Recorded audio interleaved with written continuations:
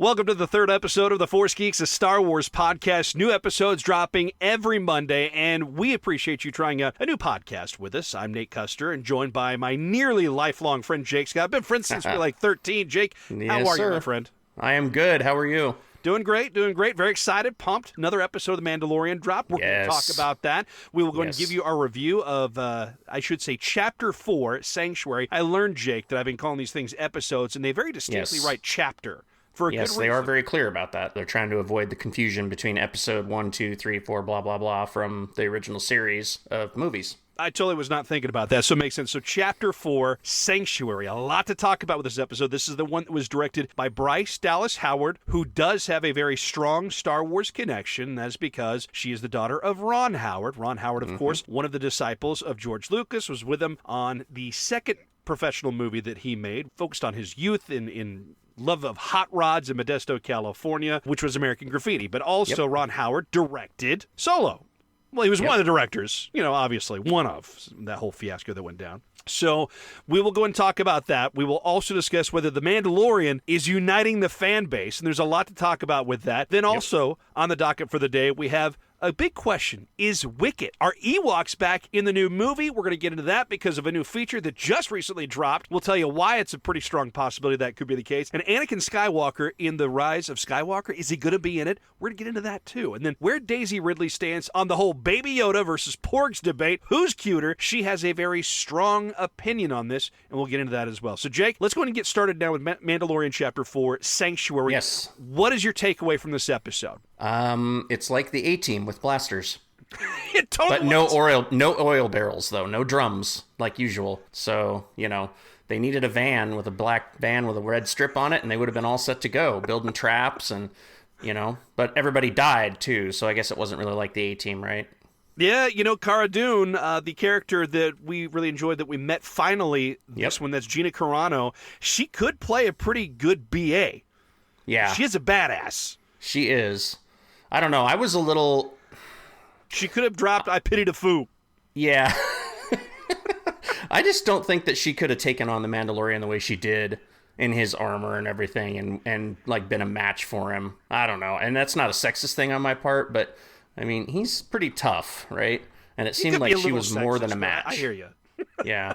But it was funny, especially the part where Yoda comes out and the Baby Yoda guy comes out and is just watching him sipping his soup. I love it. Man, it was like, you want some soup? Yeah. They switch on the fight to the death and switch off the fight to the death on the drop of a hat kind of thing, which is how they're real warriors, I really enjoyed her character a great deal. This was, I think, the highlight of the episode for me because I did get a real A-Team sense from this episode because it's the wandering hero, or heroes in this case, who are in a new town and the town's got some problems with some baddies and they're going to go and take them out. It was such a formulaic take on this, and I really hope that this doesn't devolve into just the wandering heroes that go from town to town or from planet to planet, because I expect more from it. I love the show. I'm not disappointed in this episode. I just hope that's not the theme the rest of the way, because it's very formulaic. Yeah, no, I agree. And like I told you before, I think that this reminded me a lot of an episode of Stargate SG-1 for some reason, Yep. It just kind of had that same feel to it. And I think that my hope, and maybe this is just me being optimistic, I really feel like they're introducing a lot of things with this episode. This is kind of like a backstory episode without being obvious about it. They're putting a lot of stuff out there that you're not really going to realize until later when it becomes, important again, kind of thing. That's what I'm hoping for, because this didn't seem like it was advancing the overall narrative for me. And so maybe this is the point that you just brought. Maybe it is because it's bringing in the backstory of perhaps Cara Dune. I sure hope that we see her again, because I really like her character. And then also, you brought it up in text messaging with me, Omera. And I was wrong in our text conversation because I thought she was asking a lot of questions about The Mandalorian. I misremembered because I'd only seen the show once at that point. It was Cara Dune who was asking about The Mandalorian, about what happens if you take off your helmet and someone sees you. Yes. I thought that was Omera's character, but Omera does seem to have an idea on things. What do you think is her backstory? I get the feeling, this is just kind of out of left field, I think that she's the widow of a Mandalorian. She has the exact look that you would expect from the way they describe people like Sintis Vel, Boba Fett's wife, from Kifar, without the tattoo in this case, of course. But I have no idea what you're talking about because I've never read that before or know anything so about it. in a lot of the EU, they talk about Mandalorian women, because Jaina Solo goes to a Mandalorian village with Boba Fett, meets all his people, his lieutenants, figures out how to kill her brother. You get a real sense of the Mandalorian backstory, but it's also in the comic books and another bunch of places. It's all out there. Yeah. I really think, I get the feeling like she was very forthright at the end where she tries to take his helmet off. That seems to me like something you wouldn't do unless you felt comfortable in that situation. And I don't know that a stranger who knew nothing about Mandalorians would feel comfortable doing something like that. That was interesting, too, because I thought, wow, this lady just met this guy a couple days ago. I didn't realize until I went back into the third viewing. I heard her, they talk about how a few weeks had passed because Mandalorian talks about, hey, we stirred up a lot of hell a few weeks ago, and it's going to attract attention. And he's talking about a few weeks ago. So that's when I realized, oh, wait a second. Some time has passed this point. They've obviously had more interpersonal interactions going on, and she definitely has got the feelings with him. Oh, yeah, she's giving off the vibe big time. I feel like she might have been either a Mandalorian herself. She's a great shot with a gun. Yes. So perhaps she was a Mando, and I'm going to go out on a limb with this one, what if she's familiar with Mandalorians because she used to be an Imperial? What if she was an imp, as Cara Dune calls them, imps? Maybe. I don't know. I hadn't thought about it. That's a good question. I'm going on a limb with this one. I think she was a former Imperial. That's possible. Yeah. Because I don't think she's been there her entire life. No. I think that she's fitting in. Yeah. She's hiding from something or something like that. We'll find out later. I don't think that she's a throwaway character. She'll be back, or something about her story will be back. And if she seems familiar to you and you're watching the show and you're like, I know her from somewhere, maybe it's not for this reason, but she was in the highly successful movies for, they were out in the Northwest Forks, Washington. What's the movies I'm thinking of right now? Let me guess. Twilight? Twilight. There it is. Yes. So she was in the Twilight movies. Sparkly Vampire Saga. But she looked familiar to me because I love the show Westworld and also the kind of Western-type deal in modern days, Longmire. She was in both of those shows, too. So she looked familiar to me because of that reason. But I will admit, I've seen the Twilight movies. I've seen them. Yeah. So have I. Longmire, that's a good one. That's got Katie Sackhoff from Battlestar Galactica in it. That's right. That's right. So that if she looks familiar, that's why. And there's a lot of pretty good actors that are showing up in these episodes, too, which is really great, these chapters. So... Also, let's go and talk about a couple things that are some Easter eggs for fans because we saw, is it Klatooinians or Klatooinians? I saw Klatooinians. Okay, Klatooinians. Okay. That's how they say it in the audiobooks from Legacy of the Force anyway. When they go, Luke and Ben go to Klatooine and spend a lot of time there. They're dog-faced people. They look like they're a canid pit bulls. species. Yeah, they look like pit bulls, basically. So we saw them get pretty upset in the Raiders. Then also, this is a throwback to Return of the Jedi because there was one in the Return of the Jedi in the battle over the Sarlacc pit. Luke killed one. A Klatooinian? I believe so. Really? I know that it was out from like the skiff or that area. There was one in Return of the Jedi with Jabba. It's entirely possible because the Klatooinians' background is as a slave race for the Hutts. So it wouldn't at all be unusual to think that they were there after the Treaty of Vontor was signed. The Klatooinians basically gave themselves over to forever indentured servitude to the Hutts in order for them to protect their sacred sites on Klatooine. So knowledge, everybody, knowledge of the EU, the deep pulls. What's interesting is that this is all paying homage to The Day the Earth Stood Still. Great science fiction movie from the 50s where everyone was scared about nuclear bombs and all that sort of stuff. And so there was Klaatu, which was the robot. Yep. The big robot that was going to kill everybody. So Klaatu is an homage to that movie. There was also Nikto appears in Return of the Jedi. Klaatu appears in Return of the Jedi. And Barada. They all appear as alien races in Return of the Jedi. That was George paying tribute. GL paying tribute to a classic science fiction. Barada. That's interesting because that's one of the more common names for Klatooinian males, if I remember correctly out of the book, is Barada. So at one point, apparently, I believe all three were represented in Return of the Jedi. So a little bit of trivia for you there. Yeah. I'll have to look at that again. Yeah, let's move on. One of the things I also enjoyed as far as an Easter egg goes is the loathe cat from Rebels. Did you pick up the loathe cat? I did, yep. Yeah. That thing does not look like it actually exists in real life, but they did it. So nice job to the prop masters on that, because that was really cool. The creature effects were very cool. Yeah, it was really good. And so the thing that was, I think, that really stood out to me right off the bat was how there's a friendship really forming in a kind of a kinship going on between the Mando and the baby Yoda. You know, when he's like, stop touching things. That moment was so cute. It was really cute when he's telling him stop touching things. And the Yoda's like, I'm going to touch it anyway, and just pokes it out there. So it was pretty funny. It's something every parent can relate to, for sure. Yeah. I will say, with the introduction of Cara Dune, I love this character. I'm very excited for more. I hope this is not a one-time deal. In her MMA days really show through, as she is a total badass for sure. Yeah. She was a big-time mixed martial arts star, and of course with the movie Haywire, that set her off in Hollywood, and now she's part of the Star Wars universe as well. Well, she was in Deadpool, right? If I remember correctly. She was. That's the last time I saw her.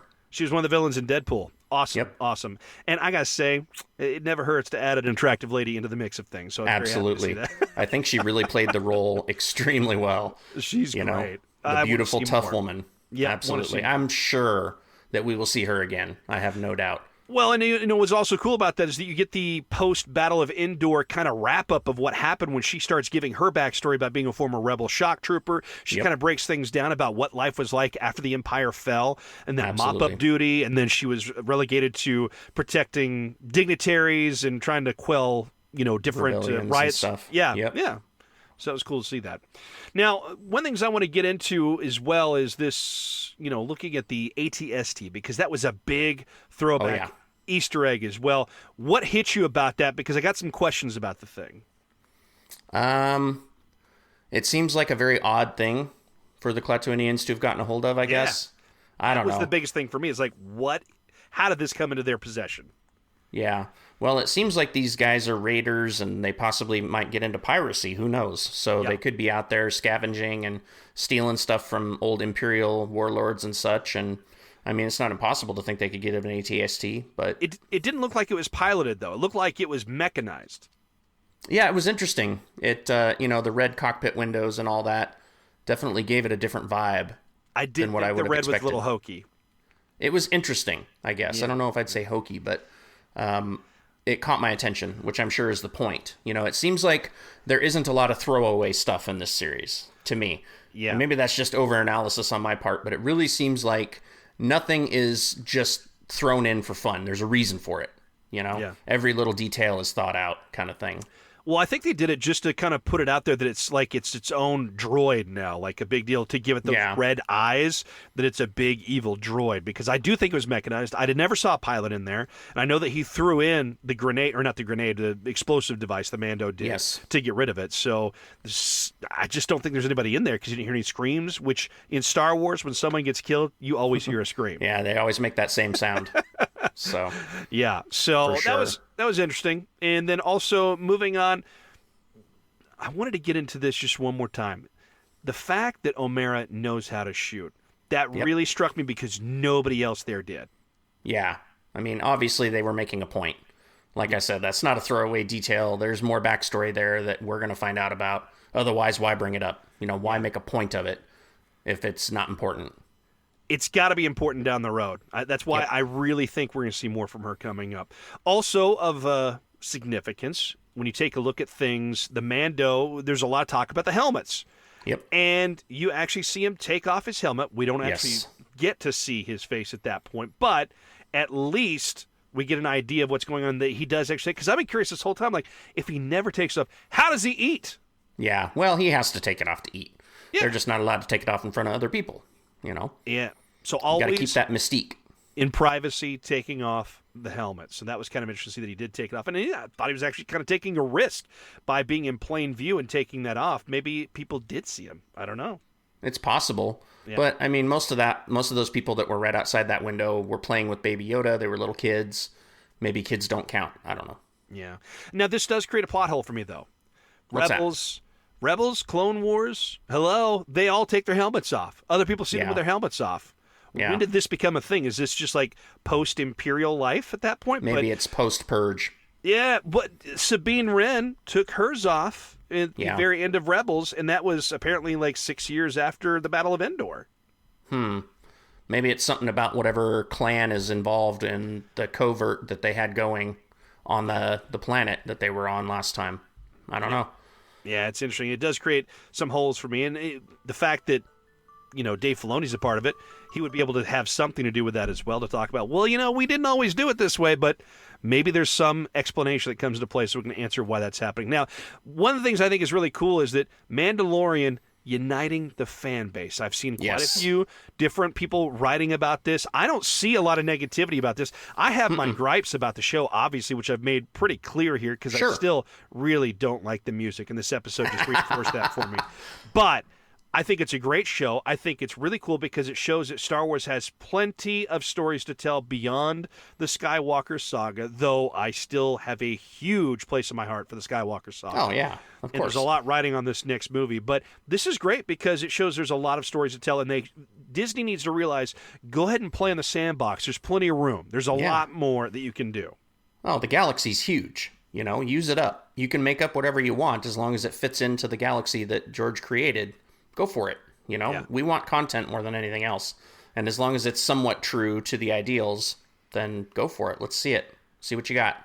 So I know why I think this is doing a really good job of uniting the fan base, because it's new Star Wars, it's new stories, it's not retreading on what we already knew in terms of characters, because it's introducing new lore. That's why I think we're excited about this. What stands out to you? Why do you think this is actually faring so well with the fan base? Well, I think one of the things was something that I touched on last time is just the grittiness, the raw, it's not the idealized Star Trek, so to speak, version of Star Wars where everything's perfect and nobody needs any money anymore and everybody eats and no one fights and blah, blah, blah. This is reality on the borders, on the fringe, And I think that has a huge appeal right now, especially, I don't know, it's almost like the Game of Thrones kind of thing where everybody's just vicious and cruel and, they stick together in little groups, but everybody else can just get killed and it doesn't matter, sort of thing. I don't know. It's hard to say, but I think that that's kind of popular right now, is the gritty, raw feel.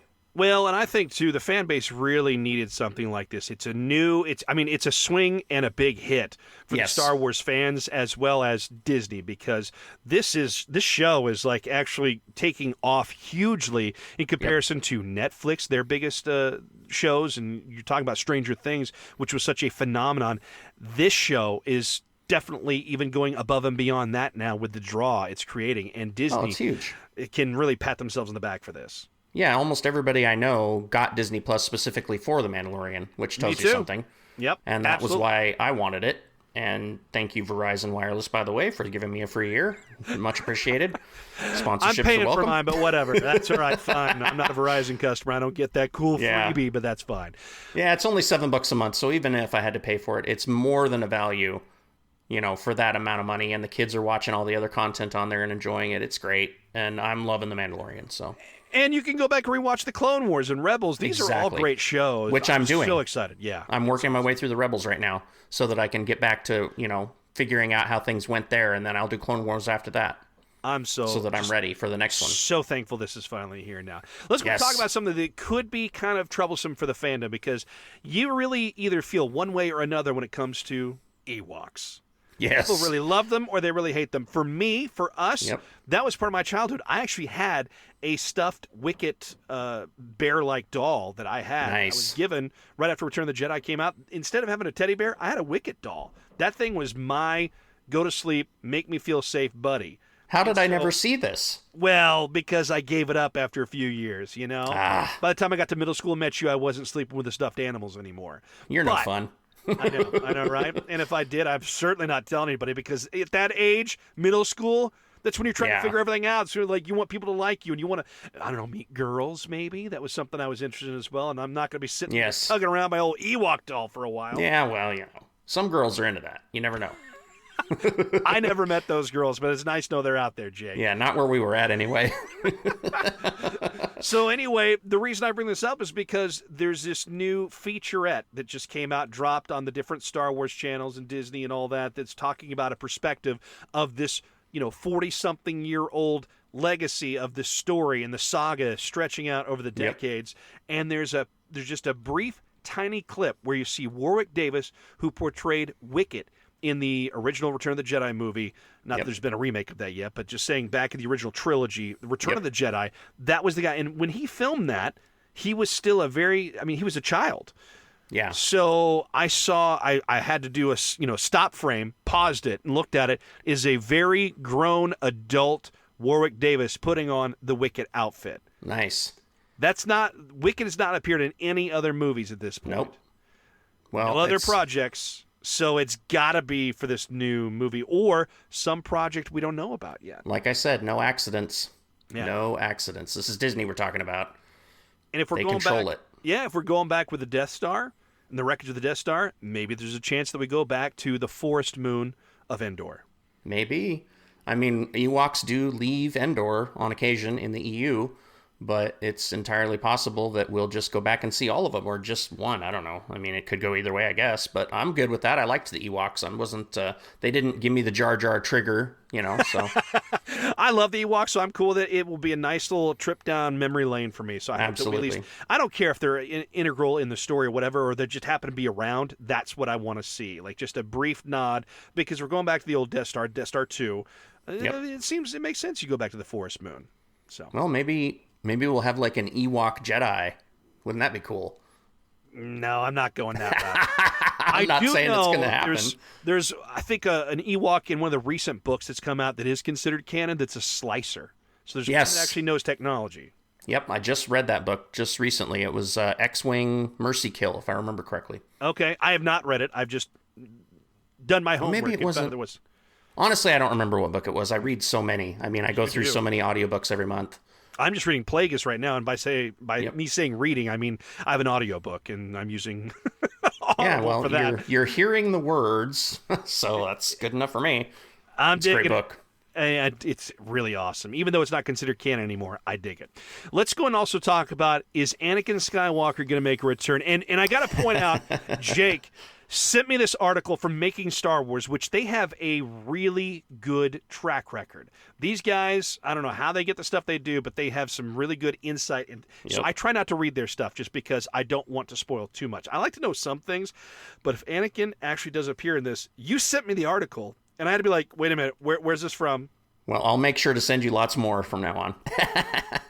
So I'm not going to ask you about this, but I just think that we need to talk about this from a perspective of wondering, should Anakin Skywalker make a return in Episode 9? Should Anakin be a part of this? Because if you're bringing the Emperor back in, bringing the Death Star, doesn't it stand to reason that Anakin, since he showed up after his death, hanging out with the good guys at the end, he was redeemed. Doesn't it stand to make sense that he would be a part of this story too somehow? Oh, 100%. And I think that his connection with Rey is obviously pretty clear based on, her reaction to holding his lightsaber and, everything that went along with that. There's obviously something going on there. Once again, no accidents. We'll see him for sure, I believe, based on that alone. Well, and the connection to Kylo. I mean, of course. Like, Kylo's been conversing with Darth Vader, but Darth Vader and Anakin Skywalker are the same. But is it possible that the evil part of Anakin divorced itself from Anakin Skywalker as a spirit of Darth Vader? Because how else is Kylo just talking to nobody? Does he think is he getting messages back? Because in the first, film of the sequel trilogy in Episode 7, we see him talking about "Show me again, grandfather." All these things. So are these visions coming from him, or does that all tie back to the Emperor? And he's been pulling strings since the beginning, and the Emperor was making him think he was talking to Darth Vader. Oh, absolutely. I think that's probably very likely, or it was Snoke, or a combination of the two. And I think that, it's entirely possible that maybe Kylo doesn't understand that Anakin was redeemed after the events at Endor. Maybe he doesn't know. Yeah, I think it's really quite possible that Kylo has been manipulated by the Emperor this entire time. And that's exactly what he did to Anakin, so why would he not do it to Kylo? It stands to make sense in that regard for sure. So that's what I think we'll see him. I think Anakin, and I really hope Hayden Christensen gets a chance to come back and redeem himself with the fans as well, because there was a lot of hatred to the films in the beginning, and that wasn't his fault. It was the dialogue that was written for him. It was the direction that was going on. Hayden Christensen, a very talented guy, which I went into the last episode saying that, professing apparently my undying love for Hayden Christensen, which is not really the case, but I think the guy is really talented, and I am so hopeful he gets a chance to shine in this movie, and I hope that he's in it. Oh, yeah. I have faith. I believe that the Force will show us to him. You're with me in this one. That's awesome. Okay. 100%. So, my last topic is this that I wanted to bring up, and then we can go to you if there's something you want to bring up, but where Daisy Ridley stands on the whole Baby Yoda versus Porgs debate. If you've been following Daisy since the days of Episode 8 coming out, you know that she has some less than stellar thoughts about Porgs. Oh, yeah. She hates them. So when it comes to Baby Yoda, when she was recently on, I believe, The Tonight Show, she was asked, where do you sit with the whole Baby Yoda thing? She's like, oh, super cute. Cuter than the Porgs? And she undoubtedly loves Baby Yoda over the Porgs. Yep. Well, she's like, all I ever hear about the Porgs, they're there for one day, I'm there for months, It's like, I get it. I totally get it. I mean, my kid Andrew thinks the Porgs are just the best thing since sliced bread. They are cute. I printed a little one for him on my printer, and painted it up and everything. It looks really cool. And then let's point this out, because Jake is such a huge fan, and let the geek flag fly here. You have a 3D printer, and what is it you're currently working on at the moment? I am currently working on a Phase 2 Return of the Revenge of the Sith Clone Trooper helmet. It is probably 80% finished at this point. I'm just getting ready to... I'm doing it up in 501st colors from Revenge of the Sith, so it'll be blue. So it'll be sweet. You've been sending me updates along for the last couple weeks of where you've been at in the printing process. And this thing, I got to tell you, looks super sweet. I cannot wait to see this thing completed.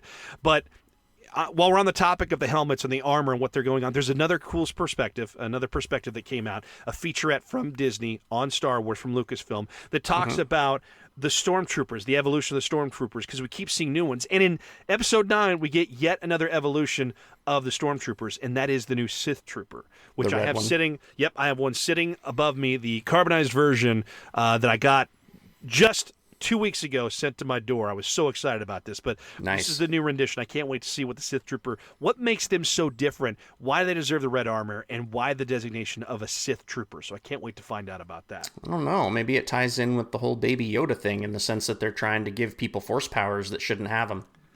You know what? That is a great place to go. And another thought on Baby Yoda, by the way, Rian Johnson just let it drop. I don't know if it was accidental or not, but he said within the last month, in an interview he has recently been out to the set of The Mandalorian, and that's got to be season 2 because they finished season 1 already. Yep. So it's got to be season 2, which we know is already in production. And he talked about seeing the Baby Yoda. So I'm guessing Baby Yoda makes it all the way through the first season. Oh, guaranteed. I would think so, but that seems to reinforce the idea that Baby Yoda does make it at least a second season. Once those guys are around, they're around for a while. Like 904 years in Yoda's case, or whatever the math comes out to be. So quite a while. I don't think he's going anywhere anytime soon. All right. After seeing Chapter 4, Sanctuary, and talking about these different subjects, is there anything standing out to you at this point that you feel like we have not covered that we need to? I spent a couple hours today playing Fallen Order. Oh, yeah. Tell me about it. It's good. If you've ever played any other games, which I know you're not a big gamer, but for anybody out there that is, I would say it's Lara Croft, Rise of the Tomb Raider with lightsabers and force powers. It's very similar to that. That sounds pretty damn cool. But Cal isn't as sexy as Lara Croft, so there is that, unfortunately. But whatever floats your boat, my friend. Yeah, exactly. So I've been playing a couple hours. It's very story heavy. Like obviously, I think that Lucasfilm was using this as a way to get some canon out there. Yeah. I don't know, it just seems like they're adding in a lot of detail, even for a story-based game. There's a lot to it, but it's definitely worth having, for sure, and I'm sure I'm going to put in lots more hours on it. So what do you think of the story part of it so far? It's really good, I don't want to spoil it, but Cal meets these people who are trying to resurrect the Jedi Order and help him bring it back. Which is, that's a big deal. Obviously, the Jedi were the light of the galaxy, and they need to come back, and obviously they do in the EU, so I'm not sure how Disney wants to go with that since they threw it all out, but we'll see. Can't say I'm bitter or anything about that, but there you go. I like the new droid in this game too, so I've been watching the cutscenes and I'm pretty impressed. Yeah, he's definitely got that cute factor, that BB-8 has that made everybody love him so much. So it's definitely worth playing if you're a gamer at all or like Star Wars at all and just want to see a bunch of story and solve puzzles and slice things in half with a lightsaber, then you're good. Go for it. There you go. Jake giving it a big thumbs up for the new the new games. That's awesome. I'm very happy to hear that. Thank you for your insight on that. And that's actually going to do it for us right now on this third episode of the Force Geeks. We appreciate you hanging out with us and trying something new. Once again, we are out there. If you want to hit us up with something, you can give us a question, comment, what have you, and you can do that by sending us an email at theforcegeeks@gmail.com. We're also on Twitter at The Force Geeks. That's The Force Geeks. We're also finally launched the Facebook page, which I was meaning to do and told you I had, but I didn't. I was a big fat liar. That is out there now as well, and I guess we'll look at some other mediums as well for people to get in touch with us. So we're out there. Hit us up. We're sharing some fun stuff that we see, and feel free to let us know what you're thinking about the Mandalorian or the next episode 9 movie that's coming out. Can't wait for the Star Wars Saga to really do this. So absolutely. Thanks a lot, everybody. We'll see you next week. Bye-bye.